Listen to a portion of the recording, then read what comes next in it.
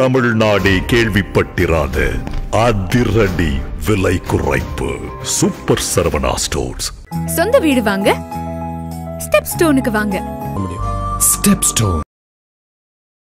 விஜய் அவர்களை பொறுத்தவரையில் ஒரு மிகப்பெரிய நட்சத்திர ஒரு அந்தஸ்து உடையவராக தான் பார்க்கப்படுகிறார். கரூர்லேயே அந்த மாதிரியான ஒரு நிலை இருக்கும்போது அண்ணா பல்கலைக்கழகம்னா சென்னையே திரண்டு வந்த இடத்துல வந்து நிற்பதற்கு அதிகமான வாய்ப்புகள் இருக்குது. அதை சுற்றி இருக்கக்கூடிய பகுதியில் இருக்கக்கூடிய மக்கள் வரக்கூடியதற்கு வாய்ப்பு இருக்குது. இப்படி வந்து நிறைய விவகாரங்கள் வந்து ஆரோக்கியமாக டீல் பண்ணுறதுக்கு ஸ்டாலின் அரசு வந்து தவறுகிறது. அதிமுகவுக்கு மாற்று திமுக, திமுகவுக்கு மாற்று அதிமுக என்ற ஒரு களம் தான் இதுவரை இருந்தது. ஆனால் அந்த களத்தை மாற்றி அமைக்கக்கூடிய ஒரு திறன் படைத்தவராக, சக்தி படைத்தவராக விஜய் அவர்கள் வந்து தாவேகா என்ற கட்சியை வந்து 2024 பிப்ரவரி மாதம் 2ஆம் தேதி ஆரம்பித்த உடனே இந்த களம் மாறிவிட்டது என்றுதான். தேர்தல் ஆணையம் வந்து பாஜகவோட கைப்பாவையா செயல்படுதுன்றது இது வந்து நிரூபணம் ஆகுதுன்றீங்களா? நிச்சயமா தேர்தல் ஆணையத்திற்கு ஆதரவாக பாஜகவும், பாஜகவுக்கு ஆதரவாக தேர்தல் ஆணையம் தான் வந்து செயல்பட்டு கொண்டு இருக்கு. ரெண்டு பேரும் மாத்தி மாத்தி குற்றம் சொல்லிப்பாங்களே தவிர இவர்களுக்கு தீர்வா மாற்றா ஒருத்தர் வந்தா மட்டும்தான் இவர்கள் ரெண்டு பேரும் செய்யக்கூடிய அந்த அட்டுழியத்தை வந்து வெளிப்படுத்தி மக்கள் அந்த இடத்த வந்து தாவேகா திரு விஜய் அவர்கள் வந்து நிரப்புவார் நீங்க நினைக்கிறீங்களா? நிச்சயமாக.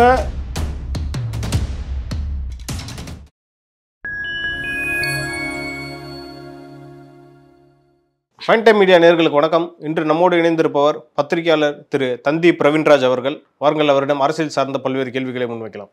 வணக்கம் சார். வணக்கம் தேவராஜ், சொல்லுங்க சார். கரூர் சம்பவத்துக்கு அப்புறம் தாவேகா வந்து பார்த்தீங்கன்னா அரசியல் ஒரு பின்னடைவை சந்திச்சுது.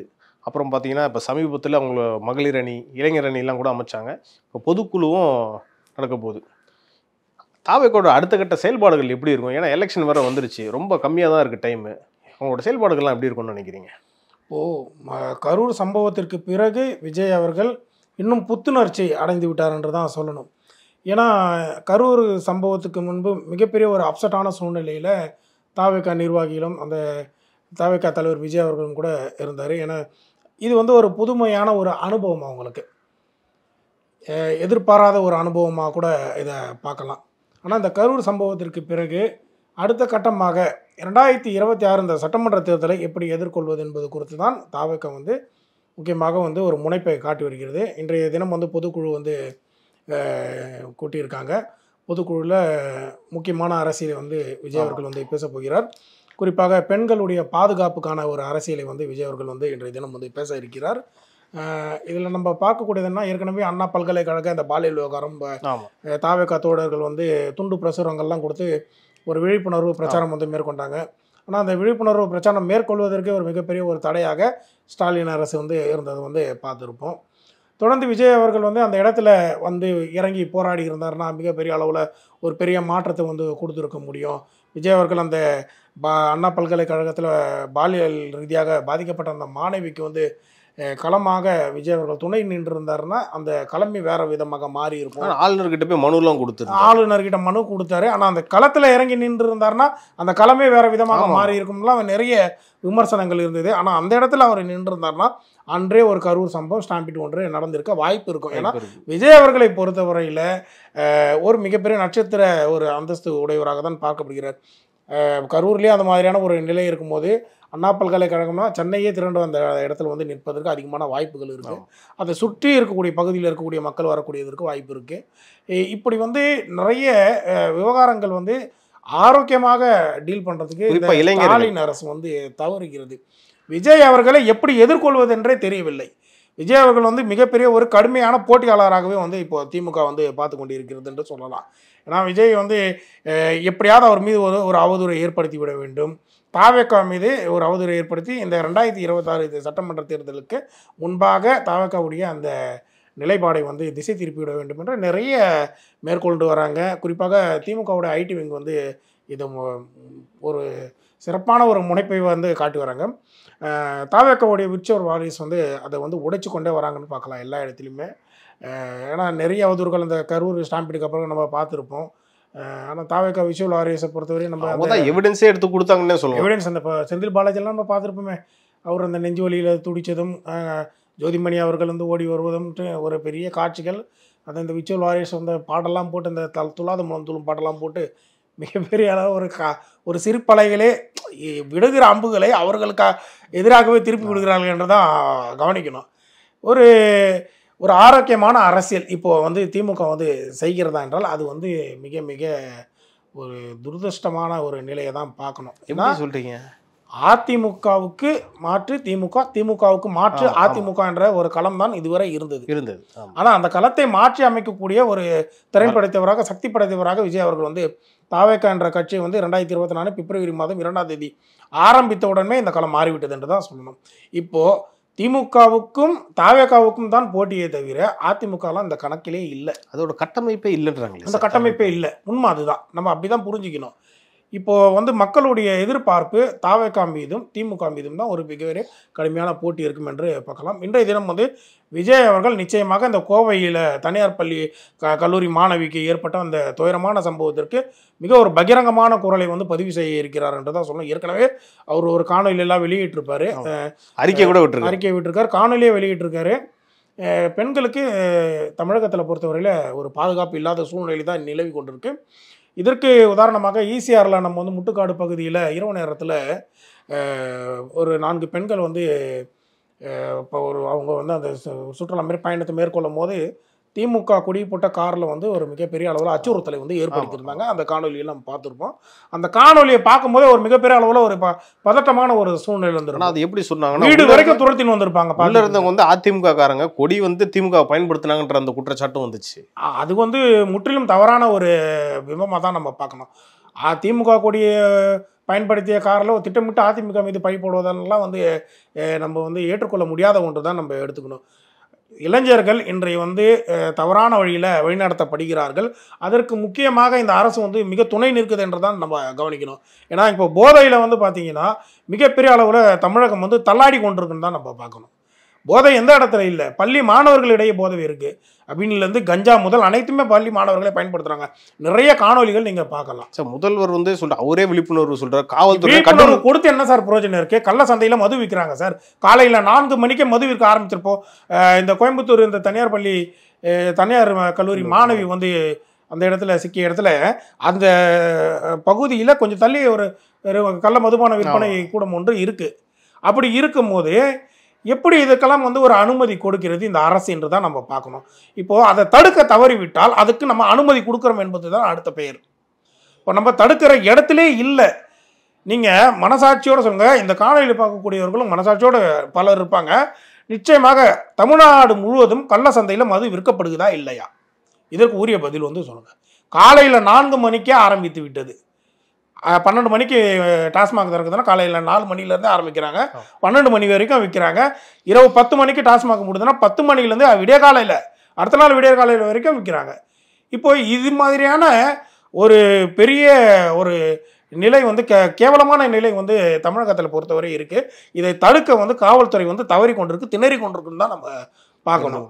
தொடர்ந்து பல்வேறு வகையில் இப்போது நம்ம இந்த ஜாஃபர் சாதிக்கின்றவர் வந்து சிக்கியிருந்தார். பார்த்துங்க, போதை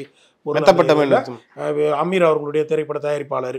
அதனைத் தொடர்ந்து நம்ம துறைமுகத்தில் வந்து எத்தனை கோடி ரூபாய் மாட்டுது? பல கோடி.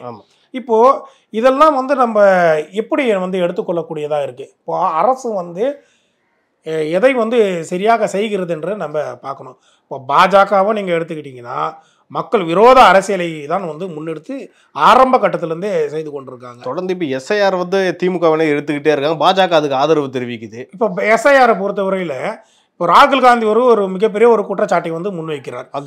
வாக்கு திருட்டு என்ற ஒரு குற்றச்சாட்டை வந்து முன்வைக்கிறார். பீகாரில் வந்து ஏற்கனவே நடத்தப்பட்ட அந்த எஸ்ஐஆர் பணியின் பொழுது 68 லட்சம் வாக்காளர்கள் வந்து நீக்கப்படுறாங்க.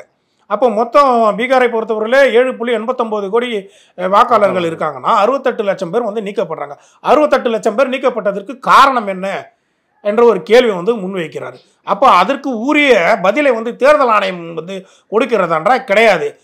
பாஜக அரசும் அமித்ஷாவும் மோடியும் தான் இதற்கு வந்து ஒரு பதிலை வந்து கொடுத்து கொண்டிருக்கார்கள். தேர்தல் ஆணையத்திடம் கேள்வி கேட்டால் தேர்தல் ஆணையம் தானே பதில் சொல்லணும்.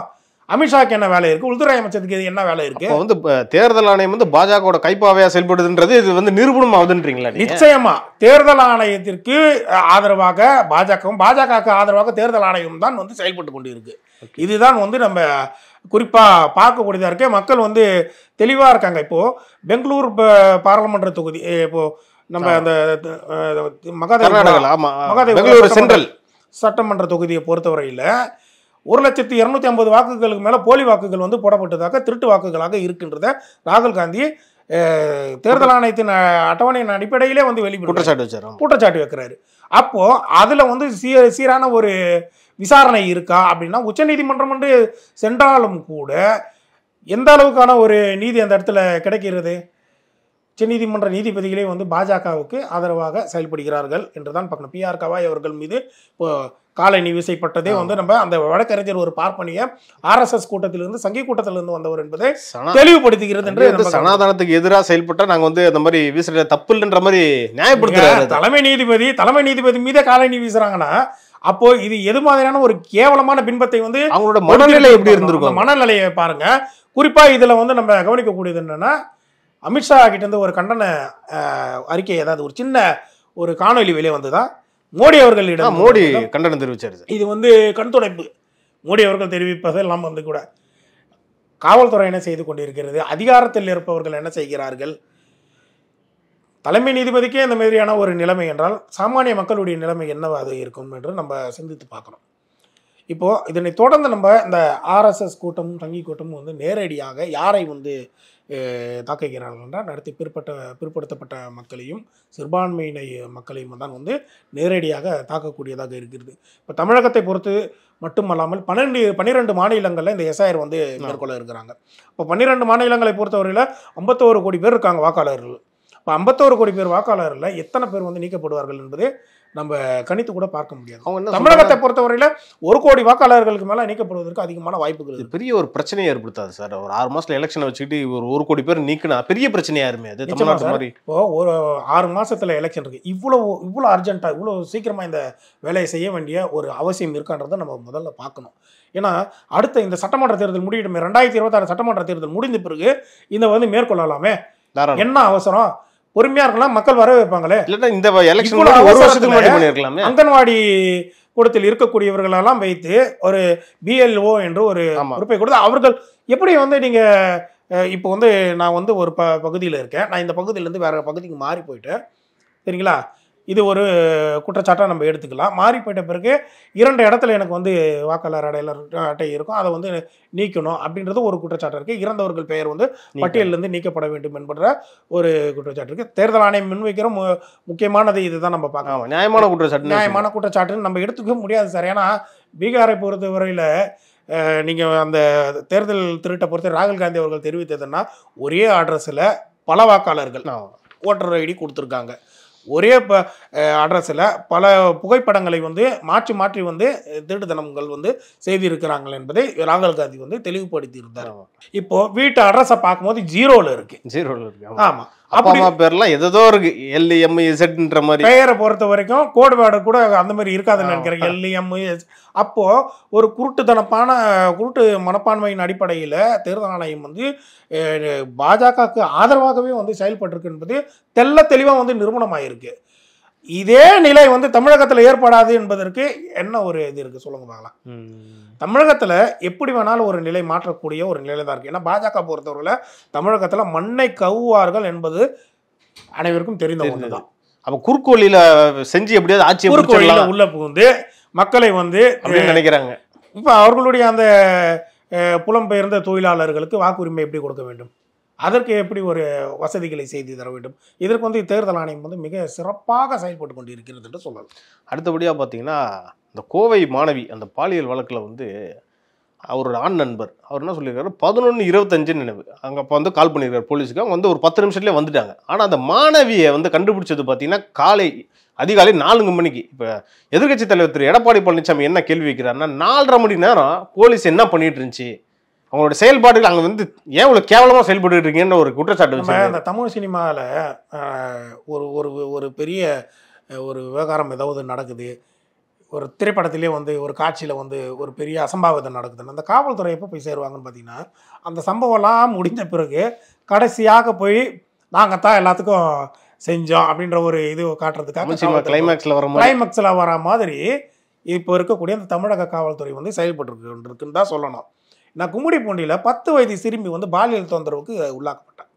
அந்த 10 வயது சிறுமிக்கு பாலியல் தொந்தரவு உள்ளாக்கப்பட்ட அந்த பாதிக்கப்பட்ட அந்த மாணவிக்கு ஆதரவாக இந்த அந்த அந்த அயோக்கியனை எப்போ வந்து கைது செய்தாங்க? ஒரு வாரம் ஆச்சு. ஒரு வாரமாக தேடிக்கொண்டிருந்து பிறகுதான் வந்து அந்த அயோக்கிய ராஸ்கலை வந்து கைது செய்தாங்க. இப்போது காவல்துறையை பொறுத்தவரையில் மிக மிக மிக மிக மெத்தன போக்காகவே செயல்பட்டு கொண்டிருக்கிறாங்கன்னு சொன்னோம். ஸ்டாலின் அவர்களை பொறுத்தவரையில் அவருடைய துறையில் என்ன நடக்குதுன்னே அவருக்கு தெரியல. அவர் தான் இலாக்கா வச்சிருக்க, போலீஸ் இலாக்கா அவர் இடத்துல தான் இருக்கு. ஆனால் அவருக்கு அந்த இலாக்காவில் என்ன பண்ணணும், அவருக்கு கீழே இருக்கக்கூடிய ஐஏஎஸ் அதிகாரிகள் ஐபிஎஸ் அதிகாரிகள் என்ன செய்கிறாங்க எதுவுமே அவருக்கு தெரியல. அவருடைய அதிகாரிகளை முதல்வரை மதிக்கலங்கிறீங்களா நீங்க? மதிக்கல என்பதை விட அவருடைய கவனத்துக்கு வரல. அவர் அதை குறித்து எந்த ஒரு கவலையுமே இல்லை. அவரை பொறுத்தவரையில் தாவேகாவை எதிர்கொள்ள வேண்டும், எடப்பாடி அவர்கள் பழனிசாமி அவர்கள் கூறக்கூடிய அந்த கருத்துக்களுக்கு பதில் சொல்ல வேண்டும். இதை ஃபோக்கஸ் பண்ணி தான் பண்ணுறாங்க. மக்களுக்கான அரசியலை வந்து அவங்க மேற்கொள்ளவே இல்லை, மக்களுக்கான நலனை அவங்க மேற்கொள்ள. ஊர் முழுக்க உங்களுடன் ஸ்டாலின் பட்டா வழங்கும் விழாலாம் நடத்திட்டு இருக்காங்கன்னு நினைக்கிறேன். இப்போ குறை திருப்பும் முகாம்லாம் எத்தனை பேருக்கு குறை திருத்தாங்க? கிட்டத்தட்ட 50,000 மனுக்கள் மேலே அந்த இடத்துல குவிதுன்றாங்க. அனைத்து மனுக்களும் சீராய்ந்து பார்த்து அனைத்துக்கும் தீர்வு காண்ட்டாங்களா? கிடையாது. இது ஒரு கண் துடைப்பு. 2026க்கு முன்பு ஒரு கண் துடைப்பு. மகளிருக்கு வந்து உரிமை தொகை 1000 ரூபாய் கொடுக்க போறோம் என்பது ஒரு கண் துடைப்பு. அந்த மனுக்கள் 1000 ரூபாய் எப்போ கொடுப்பாங்க? எலெக்ஷனுக்கு முன்னாடி 2 மாசத்துக்கு முன்னாடி 1000 ரூபாய் போடுவாங்க. இந்த மக்கள் எல்லாம் ஸ்டாலின் அவர்கள் 1000 ரூபாய் போட்ட 1000 ரூபாய் என்ன பண்ணுவேன்? 1000 ரூபாய் கொடுத்துட்டு டாஸ்மாகில் 3000 ரூபாய் பிடிங்கிடுற. கேஸ் விலையை வந்து உயர்ந்திருக்கு. யாராவது ஒருத்தர் வந்து குரல் கொடுக்குறாங்களா? கரண்ட் பில் எவ்வளோ கட்டுறாங்க? 4500 ரூபா கட்டுறாங்க சார். சொத்து வரி எடப்பாடி பழனிசாமி அவர்களுடைய ஆட்சியில் கூட 1500 ரூபாய் தான் சார். இது மிக மிக மிக மிக திட்டமிட்டு இந்த அரசு வந்து செயல்பட்டு கொண்டிருக்கின்றது. அதான் நான் ஒரு விஷயம் கேட்கணும்னு நினைக்கிறேன். திருவண்ணாமலையில் ஏற்கனவே பார்த்தீங்கன்னா 2 பெண்கள் வந்து பாலியல் வன்கொடுமை பண்ணது போலீஸ். இப்போ வந்து இந்த ஒரு சம்பவம் நடந்திருக்கு கோயம்புத்தூர்ல. இப்போ வந்து போலீஸே ஒரு வகையில் பண்றாங்களே, அப்போ அந்த குற்றவாளிகளுக்கு வந்து தைரியம் ரொம்ப அதிகமாயிருச்சுன்னு நினைக்கிறீங்களா? இப்போ நான் அந்த இப்போ இந்த கல்லூரி மாணவி பாதிக்கப்பட்ட போது இரவு 11:30 மணிக்கு வந்து அந்த பாதிக்கப்பட்ட மாணவன் வந்து ஃபோன் பண்ணி தகவல் கொடுத்துருக்கான். அப்போது அந்த பகுதியை பொறுத்தவரையில் இருக்கக்கூடிய ஏசி டிசி முதல் கொண்டு 100 கால் என்றால் இந்த அலர்ட் வந்து போயிருக்கோம். அப்படி போயிருக்கும்போது கிட்டத்தட்ட அந்த மாவட்ட டிஎஸ்பி முதல் அனைவருமே அலர்ட்டில் இருந்திருப்பாங்க. 4 மணி நேரம் என்னத்தை பிடிக்கிட்டு இருந்தாங்கன்னு யாருக்கும் தெரியல. உண்மை அதுதான். 4 மணி நேரம் அந்த மாணவி வந்து சித்திரவாதிக்குள்ள ஆக்கப்பட்டிருக்கா. அந்த 4 மணி நேரமும் குட்டி செவரு எகுறேன், 2வது செவரு எகுறேன்னு கதையை விட்டுட்டு இருந்தாங்கன்னா 100 போலீஸ் காவல்துறை வந்து 100 காவல்துறை இறக்கி ஒரு மாணவியை தேடுவதற்கா?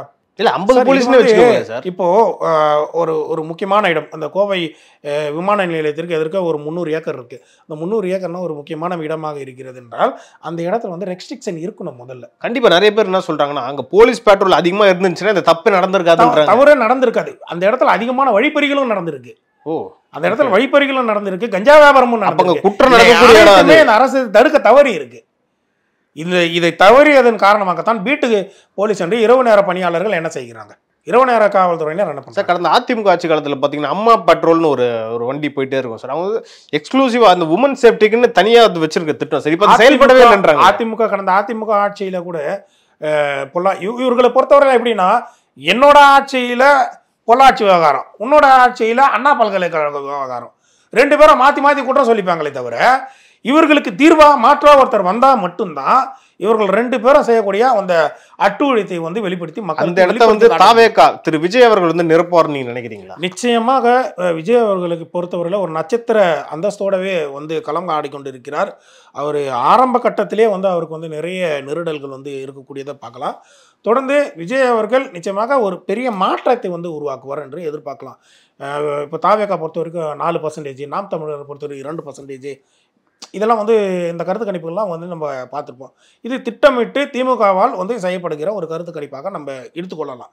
ஏன்னா விஜய் அவர்களை பொறுத்தவரையில் கடந்த ஸ்டாம்பிட்டுக்கு முன்னாடி பார்த்தீங்கன்னா 20% மேற்கொண்டு போய்விட்டார் என்றெல்லாம் நம்ம அதே வாய்கள் தான் வந்து சொன்னது கருத்து கணிப்புகளில். இப்போ வந்து அதை அப்படியே மாற்றி பேசி கொண்டு இருக்காங்க. நிச்சயமாக விஜய் அவர்கள் ஒரு பெரிய மாற்றத்துக்கான ஒரு நபராக நிச்சயமாக இந்த 2026 சட்டமன்ற தேர்தலை பொறுத்தவரையில் இருப்பார். தாவேகா பொறுத்தவரையில் நிறைய முக்கியமான ஒரு அரசியலை வந்து பேசி வராங்க. அறிக்கையாக இல்லாமல் அது மக்களோடு மக்களாக களத்தில் இறங்கி போராடினாங்கன்னா நிச்சயமாக மக்களுக்கு ஒரு பெரிய ஒரு ஆதரவான ஒரு நிலையில் வந்து நிற்பாங்க என்பதை எதிர்பார்க்கலாம். தொடர்ந்து தாவேகா தரப்பினர் இந்த கிராம சபை கூட்டத்திலலாம் வந்து பார்த்திங்கன்னா பங்கேற்பதில்லை என்ற ஒரு பெரிய ஒரு கேள்விகள் வந்து இருக்குது. அங்கே தாவேக்கா நிர்வாகிகள் கூட அந்த இடத்துல போவதில்லை. இதெல்லாம் வந்து ஒரு பெரிய முனைப்பு காட்டி அந்த மக்கள் குறைத்தொர்க்கும் முகாம்கள்லாம் அவங்களுடைய பங்களிப்பு இருந்தால் மட்டும்தான் இதில் வந்து அடுத்த கட்டத்துக்கு மக்கள் பிரச்சனையை தெரியாமல் நம்ம என்ன பண்ண முடியும்? என்ன அரசியலை மாற்றிட முடியும்? மக்கள் பிரச்சனையை முதல்ல பார்க்கணும். மக்கள் பிரச்சனையை பார்த்து மக்களுக்கான அரசியலை மேற்கொள்ள வேண்டும். மக்களுக்கான அரசியலை மேற்கொண்டால் மட்டும் நேரடியாக அடுத்தமாக விஜய் அவர்கள் முதல்வர் அரியணையில் அமர்வதற்கு அதிகமான வாய்ப்புகள் இருக்கும்.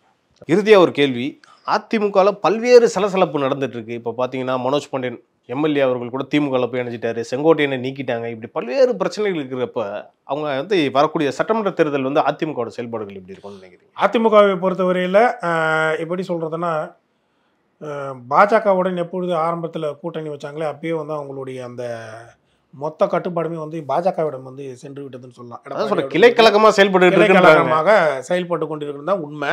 குறிப்பாக வந்து எப்படின்னா, பாஜகவே வந்து அதிமுகவை வந்து சவப்பெட்டிக்குள் அடக்கி குழி தோண்டி புதைத்து விட்டு, அதுவே உங்களுக்கு வெற்றி தானே பாஜகவுக்கு. ஒரு திராவிட கட்சியை ஒழிச்சிட்டாங்கன்ற மாதிரி. ஒரு திராவிட கட்சியை ஒழிச்சிட்டேன்றது மாற்றாக இன்னொருத்தர் வராருல்ல, என்ட்ரி கொடுக்குறாருல, அவருடைய அரசியல் உங்களை எதிர்த்து தானே இருக்கு, உங்களுக்கு ஆதரவாக இல்லைல்ல. வந்து நீங்க வெட்ட முளைச்சு கொண்டே இருப்பது தான் தமிழனுடைய வரலாறு. புரியுதுங்களா? அப்போ அடுத்ததாக வந்து அந்த இடத்தை நிரப்பக்கூடியவராக விஜய் அவர்கள் இருக்கலாம். அவரே வந்து ஒரு மாற்று அரசியலை மேற்கொள்ளலாம். இப்போது ஓபிஎஸ் அவர்கள் வந்து வெளியே வந்தார். அவரை தொடர்ந்து செங்கோட்டையன் அவர்கள் வந்து வெளியே வந்தார். ஏற்கனவே டிடி விஜயநகரன் அமமுக என்ற கட்சியை ஆரம்பித்து அவர் வந்து தனிப்பட்ட முறையில் அவர் வந்து அரசியல் வந்து களம் காண கொண்டிருக்கிறார். கடந்த நாடாளுமன்ற தேர்தலை பொறுத்தவரையில் பாஜகவுடன் கூட்டணி அமைத்தே அவர் வந்து களம் ஆடினார் என்று பார்க்கலாம். அப்படி இருக்கும்போது நிச்சயமாக இந்த பிரிந்து வந்தவர்கள் ஒரு அணியாக திரள்வார்கள். அண்ணாமலை வர இது உள்ள வராரு அப்படின்ற ஒரு இது இருக்கு. எப்படி யார் வந்தாலும் இவர்களை பொறுத்தவரையில் அதிமுக என்ற ஒரு நிலைப்பாடு இருக்காது. ஏன்னா அது முழுக்க எடப்பாடி அவர்களுடைய கட்டுப்பாட்டில் இருக்கிறது. இரட்டை இலையை எப்படி பறிக்க வேண்டும் என்பதுதான் இவர்களுடைய ஒரு முனைப்பாக இருக்கு. இரட்டை இலையை பறித்து விட்டால் மட்டும்தான் அதிமுக யாரிடம் இருக்கிறது என்பது ஒரு தெளிவான இருக்கும். இதுக்கெல்லாம் முக்கிய காரணமாக வந்து சசிகலா அம்மையார் வந்து மிக ஒரு தெளிவான ஒரு பெரிய ஒரு டீமை வந்து செட் பண்ணி, கூவத்தூர் மாதிரி ஒரு பெரிய ஒரு டீமை வந்து செட் பண்ணி கொண்டிருக்காங்க. எதுவாக இருந்தாலும் அது வந்து செயல்பாட்டுக்குள் வராது என்று தான் நம்ம பார்க்கணும். ரஜினிகாந்த் அவர்களை வந்து சந்திக்கிறார் ஓபிஎஸ் அவர்கள். அந்த சந்திப்பில் வந்து உள்ள அரசியல் இருக்கிறது என்றெல்லாம் சொல்கிறார்கள். ரஜினிகாந்த் அவர்கள் ஓபிஎஸ்க்கு ஆதரவாக இந்த தேர்தல் பரப்புரையை மேற்கொள்ள போகிறார் என்றெல்லாம் சொல்கிறார்கள்.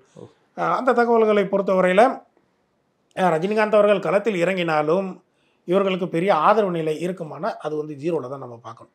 நடப்பு அரசியல் குறித்து இன்றைக்கி நம்ம நிறைய பேசணும். இது குறித்து அடுத்தடுத்த நிகழ்ச்சிகளில் இன்னும் நம்ம டீட்டெயிலாக பேசலாம் சார். நன்றி சார். நன்றி.